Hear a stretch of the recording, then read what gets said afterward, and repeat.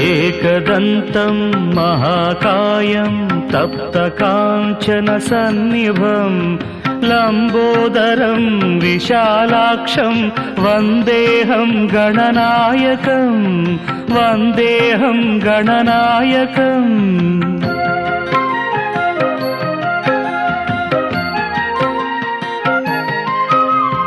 मौञ्जी कृष्णाजिनधरं नागयज्ञोपवीतिनं